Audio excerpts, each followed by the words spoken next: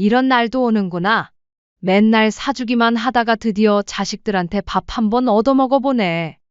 자리에 앉자마자 며느리는 식당 안을 둘러보며 퉁명스럽게 내뱉었습니다. 여기 좀 별로네요. 좀 좋은 데로 알아보시지 그랬어요. 며느리의 표정은 어딘가 불편해 보였습니다.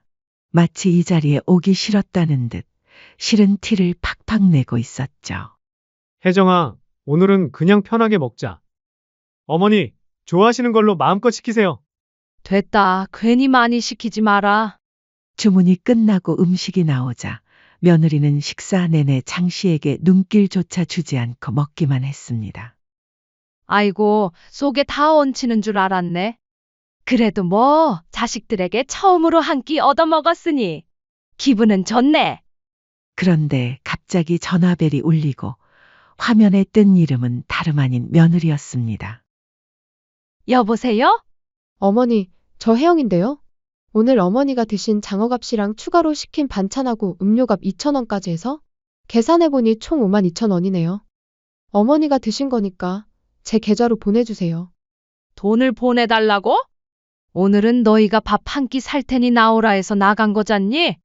아무리 그래도 좀 많이 나왔잖아요. 대충 집 앞에 김치찌개집이나 가시지. 그리고 얻어먹는 처지에 음료에 추가 주문은 너무 양심 없으신 거 아니에요?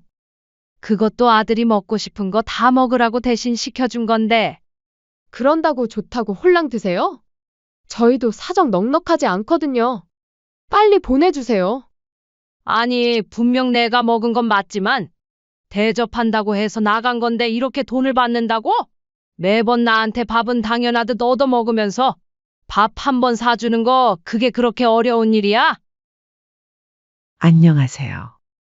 이 사연의 주인공은 올해 이른을 바라보는 장영순 씨입니다. 장 씨는 평생을 가난하고 고된 삶 속에서도 꿋꿋이 버티며 혼자 힘으로 아들을 키워낸 여성이죠. 젊은 시절 남편을 일찍 여의고 시장 좌판에서 작은 김밥집을 하며 아들을 공부시키고 입히고 먹이며 키워냈습니다. 허리가 휘어지도록 일해도 가진 건 없었지만 아들이 결혼해 가정을 이루는 모습을 볼 때면 지난 고생이 모두 보상받는 기분이었어요. 그런 장 씨에게 자신도 믿기 어려운 일이 벌어질 줄은 정말 꿈에도 몰랐죠.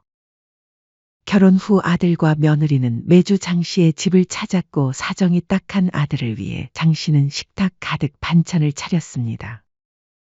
묵은지찜, 제육볶음, 직접 담근 오이지, 장 씨는 늘 손이 바빴죠. 반면 며느리는 어머니 요리 정말 맛있어요라고 말하면서도 시댁에서 식사 후 설거지 한 번을 한 적이 없었습니다. 젊은 애가 아직 서툴러서 그런가 보다. 시간이 지나면 나아지겠지. 장 씨는 그런 며느리의 모습을 보며 속으로 생각하면서도 마음 한편으로는 서운함을 느꼈습니다. 진우야, 너희는 나를 집에 한번 초대를 안 하는구나. 한 번은 장 씨는 툭 내뱉듯 말했습니다. 아들은 장난스럽게 웃으며 대답했습니다. 우리 집은 좁잖아요. 그냥 어머니 집에서 만나면 되죠. 그리고 어머니 집밥이 제일 맛있어요. 장 씨는 웃었지만 마음 한켠의 서운함은 사라지지 않았어요. 내가 너무 욕심이 많나? 그래도 한 번쯤은 초대해 줄 만한데.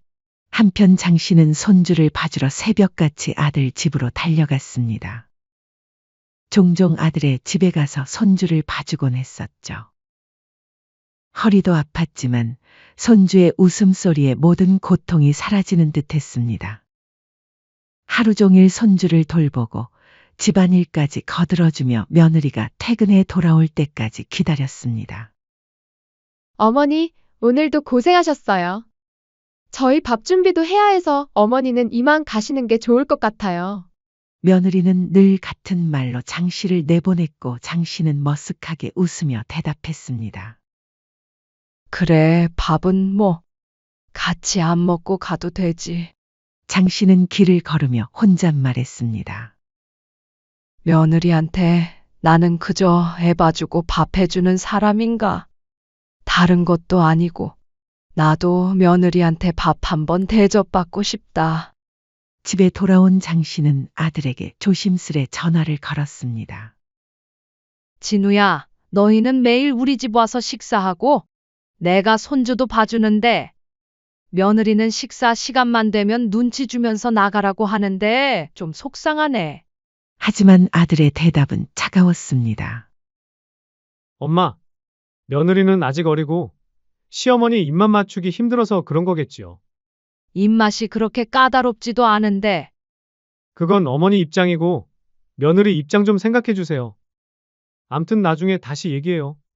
그날 밤 자신이 한평생 해온 희생이 처지가 왜 이렇게 슬퍼 보이는지. 장 씨는 방바닥에 앉아 주름진 손을 바라보며 한숨을 내쉬었습니다. 어느 날 장 씨는 손주를 봐달라는 며느리의 부탁에 아들 집으로 가던 중 며느리에게 전화해 물었습니다.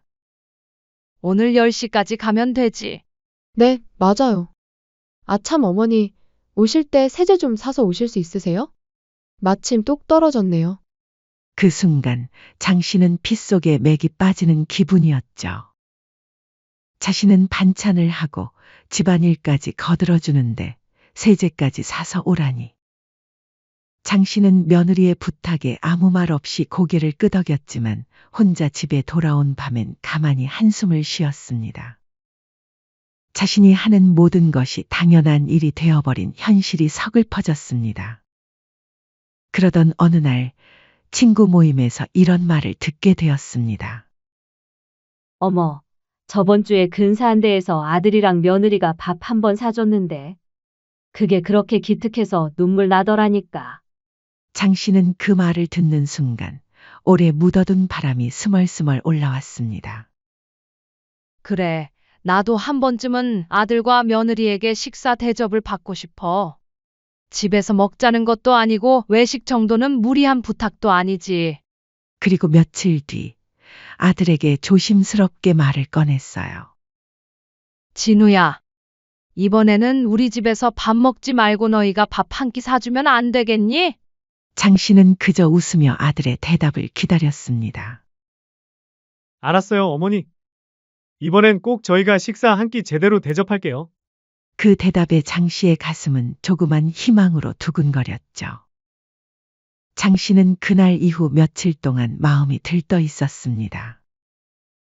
거울 앞에서 어떤 옷을 입고 갈지 고민하기도 하고 어떤 음식을 먹을지 상상하기도 했습니다.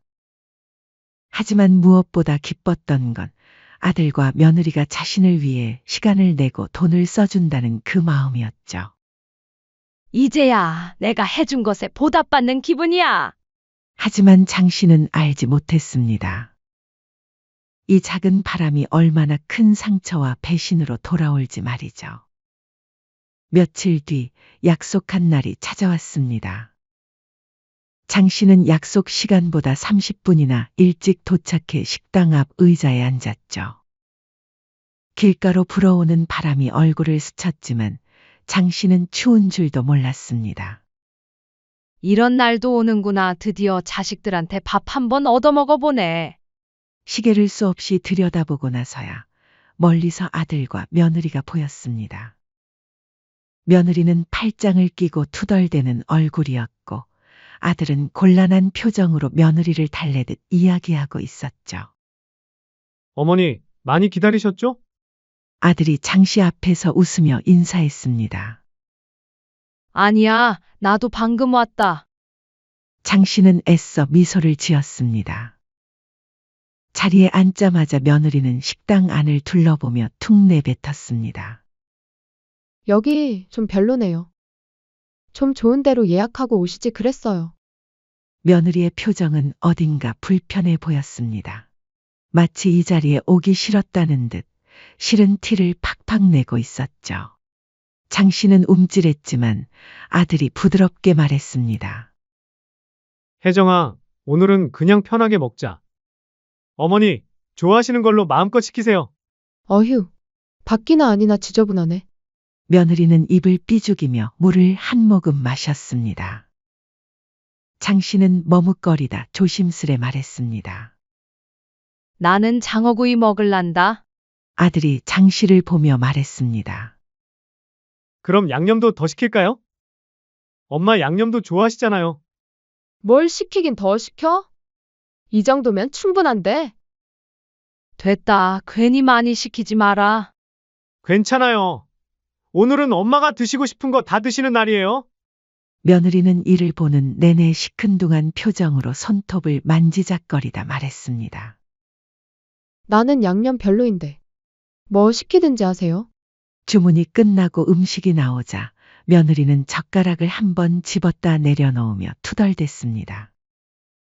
근데요, 어머니, 제가 병원이라도 예약해 드릴까요? 짠 걸 잘 못 느끼시는 것 같아요. 반찬해 오실 때 간 좀 약하게 해주시면 안 될까요? 지난번에도 고기 반찬 너무 짜서 물을 엄청 먹었거든요. 아들은 며느리의 눈치를 보며 말했습니다. 혜정아, 다 좋은데 그런 얘긴 나중에 하자. 그럼 그만할게요. 어머니 또 연세가 있으시잖아요. 진심으로 걱정돼서 말씀드리는 거죠. 며느리는 대충 음식을 입에 넣고 눈길조차 주지 않았습니다. 장 씨는 겨우 웃으며 대답했습니다. 그래, 알겠다. 한동안 어색한 정적이 흐른 자리에서 유일하게 아들만 애써 분위기를 띄우려 했습니다. 엄마, 이거 좀 더 드셔. 장어 맛있네. 그래도 너희 덕분에 잘 먹는구나. 장 씨는 미소를 지었지만 마음속에선 시린 기운이 차올랐죠. 식사를 마치고 나자 며느리는 가방을 챙기며 툭 던지듯 말했습니다. 저희 일 있어서 먼저 갈게요. 장 씨는 그래 하고 고개를 끄덕였지만 자리에서 일어나지 못한 채 한참을 앉아 있었습니다. 아이고, 속에 다 얹히는 줄 알았네. 그래도 뭐, 자식들에게 처음으로 한 끼 얻어먹었으니 기분은 좋네. 그날 저녁 집에 돌아온 장 씨는 허리춤에 핸드폰을 꽂아두고 설거지를 하고 있었습니다. 그런데 갑자기 전화벨이 울리고 화면에 뜬 이름은 다름 아닌 며느리였습니다. 여보세요? 어머니, 저 혜영인데요. 오늘 어머니가 드신 장어값이랑 추가로 시킨 반찬하고 음료값까지 해서 계산해보니 52,000원이네요. 어머니가 드신 거니까 저한테 보내주세요. 아니, 그건 오늘은 너희가 밥 한 끼 살 테니 먹고 싶은 거 먹으라고 해서 그런 거잖니. 아무리 그래도 좀 많이 나왔잖아요. 대충 집 앞에 김치찌개집이나 가시지. 그리고 음료에 추가 주문은 너무 양심 없으신 거 아니에요?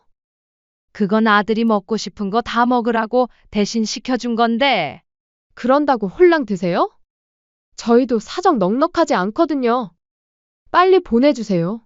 장 씨는 머릿속이 하얘졌습니다. 이게 대체 뭐지?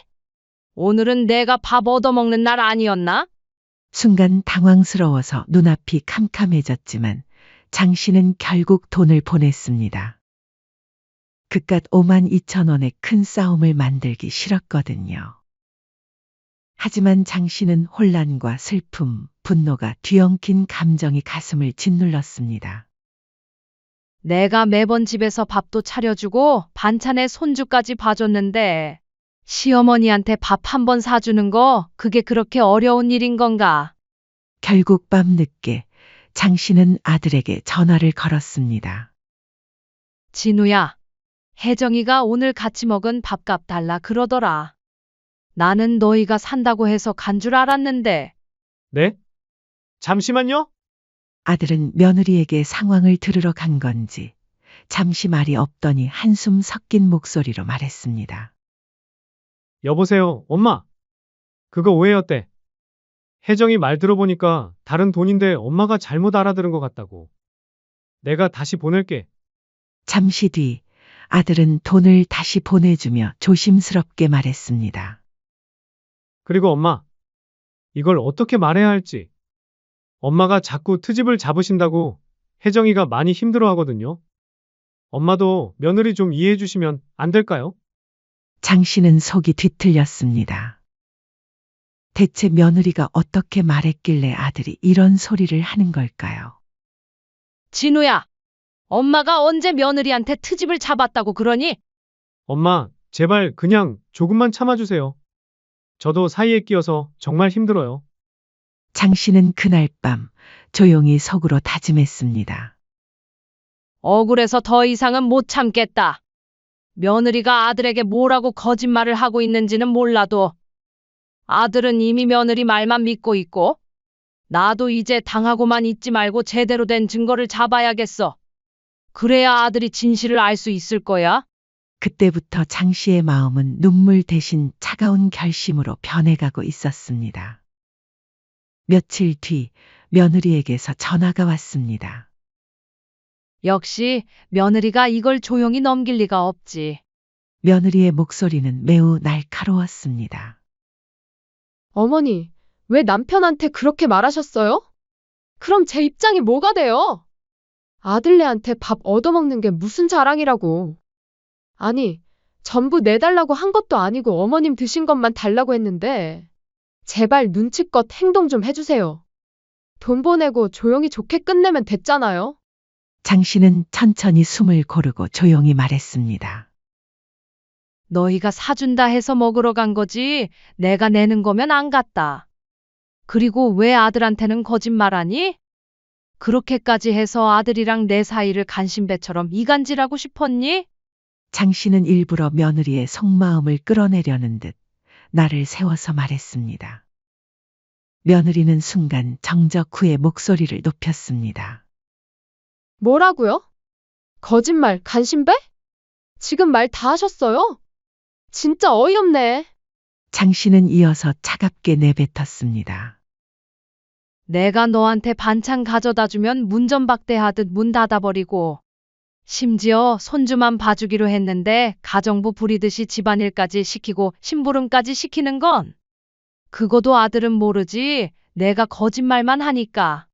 이에 며느리는 화가 난 듯 더 크게 소리 질렀습니다. 어머니 진짜 시어머니 대접 제대로 받고 싶으신가 봐요? 저는 그런 거 못하는데 어떡해요? 겨우 반찬이랑 손주 봐주면서 생색은 진짜 꼰대도 이런 꼰대가 없네. 장 씨는 손이 떨리고 숨이 막혔습니다. 그래, 어디 끝까지 한번 가보자. 며느리는 이제 장 씨에게 막말을 쏟아내기 시작했습니다. 저도 그동안 참고 산 거예요. 결혼 생활도 지긋지긋해요. 어차피 그 아들의 그 어머니죠. 사람 화나게 하는 데는 뭐 있다니까. 장 씨는 눈물이 쏟아지려 했지만 이를 악물었습니다. 며느리는 마지막으로 독하게 내뱉었습니다. 나중에 아들한테 아쉬운 소리 듣고 쭉 혼자 계시기 싫으면 그냥 조용히 집안일이나 하시라고요. 꼴도 보기 싫으니까 전화하지 마시고 집에도 오지 마세요. 장 씨는 며느리에게 마지막으로 단호히 말했습니다. 그래, 내가 너 같은 애를 며느리로 둔 게 내 죄다. 하나만 알아둬라. 내가 우리 집안 망치는 꼴은 두 눈에 흙이 들어가도 절대 못 본다. 장 씨는 단호히 전화를 끊었습니다. 그리고 천천히 눈물을 훔쳤죠. 하지만 이제 싸움은 시작이었습니다. 그날 밤 장 씨는 잠들지 못했습니다. 며느리의 독한 말들이 귓가에 맴돌았죠. 장 씨는 방 안을 서성이며 생각했습니다. 이제 정말 아들에게 모든 걸 밝혀야겠어. 아들이 이런 며느리한테 속고 사는 꼴을 더 이상 보고 있을 수만은 없어. 며느리가 했던 말들을 하나하나 떠올리며 장 씨는 녹음 기능을 확인했습니다. 장 씨의 마음속엔 서운함과 분노가 차오르고 있었습니다. 이제 정말 마지막 카드를 써야 할 때가 온 것 같았죠. 그리고 결국 장 씨는 결심했습니다. 어느 늦은 오후 아들과 며느리를 집으로 불렀습니다. 장 씨의 목소리는 떨렸지만 단호했습니다. 오늘은 내가 너희한테 긴히 할 말이 있다. 꼭 며느리도 같이 와야 해. 그날 저녁 아들과 며느리는 장 씨의 집 거실에 앉았습니다. 아들은 아무것도 모르는 표정이었고 며느리는 팔짱을 낀 채 시선을 딴 데 두었죠. 장 씨는 깊은 한숨을 내쉬었습니다. 엄마가 평생 너를 위해 살아왔잖니?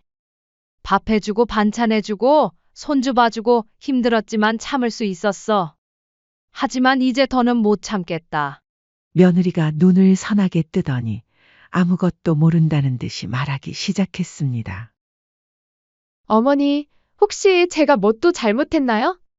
오해가 있으신 것 같은데 대화로 좋게 풀어봐요. 장 씨는 아들을 바라보며 담담히 말했습니다. 진우야, 엄마 얘기 좀 들어봐라. 그동안 내가 며느리한테 무슨 대접을 받으며 살아왔는지 너가 알고 있는 게 다가 아닐 수도 있어. 그리고 장 씨는 며느리가 자신에게 했던 말과 태도를 하나하나 짚어 이야기했습니다.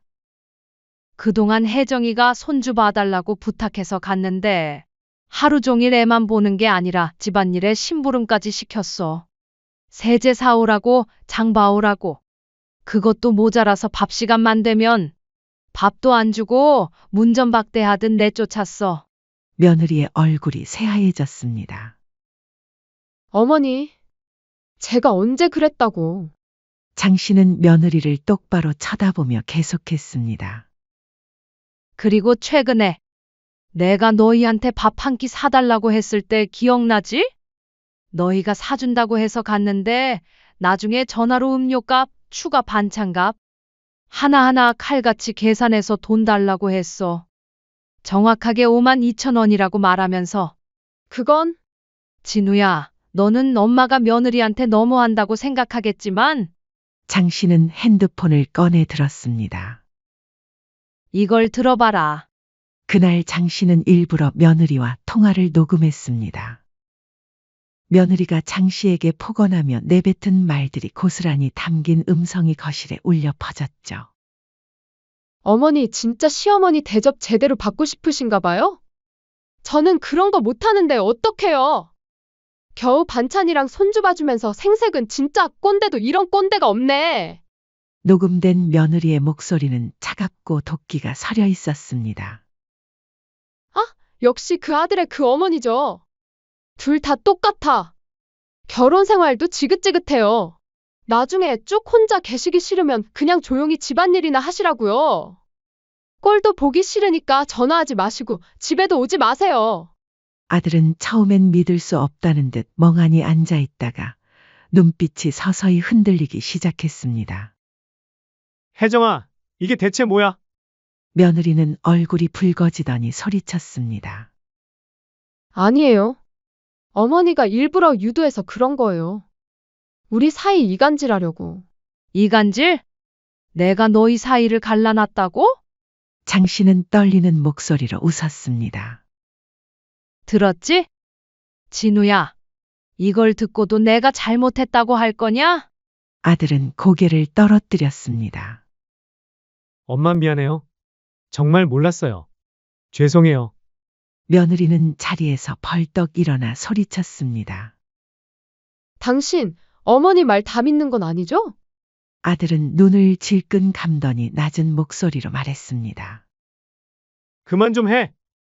우리 엄마한테 어떻게 그런 짓을 할 수가 있어? 당신까지 왜 이래요? 시어머니 눈치 보느라 나도 얼마나 힘들었는 줄 알아요? 거짓말하지 마. 더는 당신 말 안 믿어. 당신이 아니라 엄마가 며느리 눈치를 봤겠지. 당장 우리 엄마한테 사과해. 며느리는 눈을 부릅뜨고 소리쳤습니다. 솔직히 제가 뭘 그렇게 잘못했는데요? 겨우 밥 한 번 안 사준 거 가지고 삐져서 아들한테 쪼르르 일러 바치시고. 여기서 당신도 내 편 안 들어주면 다 끝낼 줄 알아요. 아들은 멀뚱히 며느리를 바라보더니 얼굴을 굳혔습니다. 그래, 끝내자. 뭐? 당신 지금 무슨 말 한지 알아? 설마 이혼하자는 거야? 더는 당신 말 듣기도 싫어. 우리 엄마가 얼마나 당신한테 잘해줬는데. 당신 말대로 그깟 밥 한 끼 사드리는 게 그렇게 아까워서 득달같이 달려들어? 그 돈도 내가 벌어온 돈인데? 당신이 왜 그걸로 유세야? 우리 끝내자. 우리 집도 시댁에서 해준 거니 집에 올 생각도 하지 마. 정리되면 부를 테니까 친정에 가 있어. 그제야 상황을 파악한 며느리는 울먹이며 팔을 붙잡았습니다. 여보, 미안해요. 다시는 안 그럴게요. 한 번만 봐줘요. 늦었어. 이 집에서 당장 나가. 여보, 제발. 며느리는 발을 동동 구르며 울먹였습니다. 하지만 아들은 손을 뿌리쳤죠. 쇼 그만해. 그리고 한 번만 더 엄마 앞에서 그런 소리 하면 그땐 나도 가만 안 둬. 당장 나가? 아들은 며느리를 거의 끌다시피 문 밖으로 내보냈습니다. 현관문을 닫는 순간 며느리의 흐느끼는 소리가 점점 멀어져 갔죠. 거실엔 정적만이 남았고 아들은 천천히 장 씨에게 돌아와 무릎을 꿇었습니다. 엄마 내가 너무 바보였어요. 조금만 더 빨리 알았더라면 죄송해요. 장 씨는 흔들리는 손으로 아들의 등을 토닥였습니다. 그래, 늦게라도 알아주니 고맙다. 고맙다, 아들. 아니야, 엄마. 생각해보면 평생을 같이 산 엄마를 의심하고 며느리 말만 믿었다는 게 정말 한심해요. 두 사람은 서로를 부둥켜 안고 오래도록 울었습니다. 오랫동안 참아왔던 한이 눈물로 녹아내렸죠. 장 씨는 속으로 다짐했습니다. 이제 다시는 당하지 않을 거야. 거실 창문 사이로 들어온 저녁 노을은 마치 오래 기다려온 평화를 알리는 듯 따뜻하게 두 모자를 비추고 있었습니다. 며느리가 문을 나선 뒤 아들은 한동안 장 씨 곁에서 머물렀습니다. 며느리는 다시 연락해 울고불고 했지만 아들은 단호하게 전화를 받지 않았죠. 그리고 며칠 후 아들은 장 씨에게 조용히 말했습니다. 엄마 이대로는 안 될 것 같아요. 저 이혼할래요. 장 씨는 놀라며 물었습니다. 진짜 그렇게 해도 되겠니? 엄마 때문에 그러는 거라면 더 신중하게 결정해. 아니야, 나 많이 생각해봤어요. 그동안 내가 얼마나 바보 같았는지. 그리고 이렇게 거짓말에 이간질까지 하는 여자랑은 같이 못 살겠어요. 남은 정도 다 떨어졌어요. 아들은 단호히 고개를 저었습니다. 엄마, 이제 엄마가 상처받는 일 없게 할 거예요. 그리고 내 잘못도 이제 다 바로잡을 거고요. 며칠 후 아들은 처가댁에 전화를 걸었습니다. 처가댁에서는 이게 대체 무슨 일이냐며 당황했지만 아들은 단호한 목소리로 말했습니다. 저 이혼할 겁니다. 더 이상 아내랑 같이 못 살겠어요. 장모님 장인어른께도 죄송하지만 이건 제 결정입니다. 이서방, 애도 있는데 무슨 소리야. 그리고 우리 딸이 얼마나 잘못했다고? 처가댁에서는 펄쩍 뛰며 반대했습니다. 하지만 아들은 굽히지 않았습니다. 장모님, 따님이 우리 어머니에게 무슨 짓을 했는지 장모님도 아시지 않습니까? 죄송합니다. 하지만 제 결정은 바뀌지 않습니다. 법적으로 절차 밟겠습니다.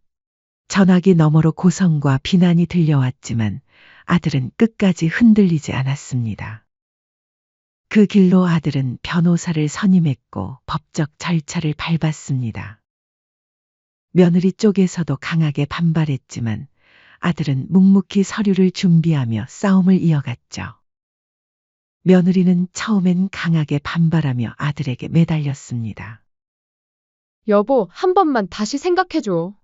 내가 당신한테도, 어머니한테도 정말 잘할게. 이렇게 끝나면 나는 어디서 뭐 먹고 살라고. 아들은 싸늘하게 대답했습니다. 그건 당신이 알아서 해야지. 다시는 보지 말자. 며느리는 마지막까지 비굴하게 빌었지만 아들의 마음은 이미 돌아선 지 오래였죠.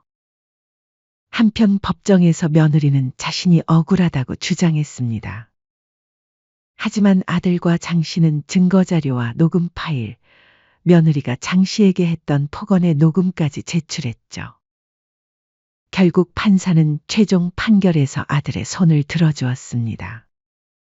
며느리가 시어머니에게 저지른 모욕과 폭언, 그리고 재판 과정에서 며느리가 생활비 일부를 친정으로 유용한 사실까지 드러나며 재산 분할도 아들에게 유리하게 결정되었습니다. 손주의 양육권은 결국 며느리가 가져갔습니다.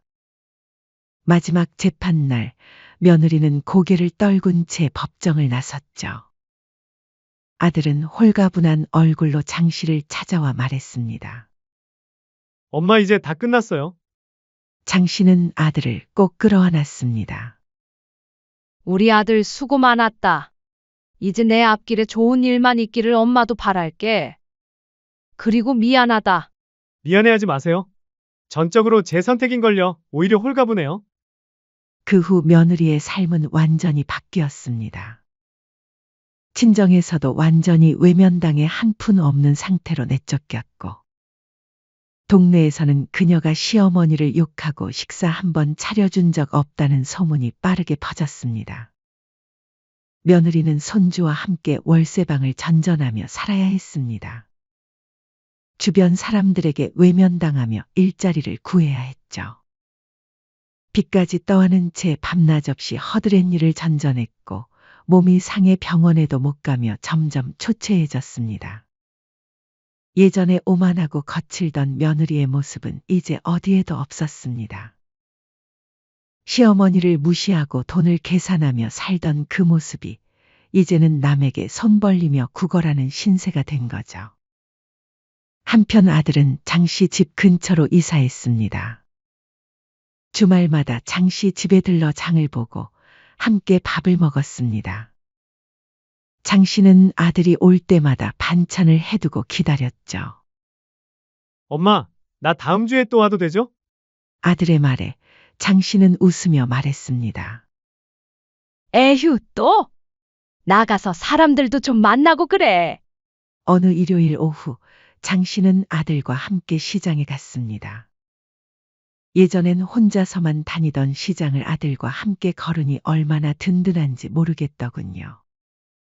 엄마, 이거 좋아하시는 거죠? 많이 사세요. 아이고, 그렇게 많이 사면 어떡해. 괜찮아요. 이제 엄마 먹고 싶은 거 다 사드릴 거예요. 시장 사람들이 장씨를 보며 말했습니다. 어머, 아들이 효자네요. 얼마나 좋으세요. 장씨는 어깨가 으쓱해졌습니다. 예전엔 며느리 때문에 속상한 얘기만 했었는데 이제는 자랑할 아들이 생긴 거죠. 집에 돌아와서 아들은 장씨와 함께 저녁을 준비했습니다. 엄마, 제가 설거지 할게요. 아니야, 내가 할게. 안 돼요. 이제부터는 제가 다 할 거예요. 장씨는 아들의 손을 꼭 잡았습니다. 따뜻한 봄바람이 부엌 창문 사이로 불어들어왔죠.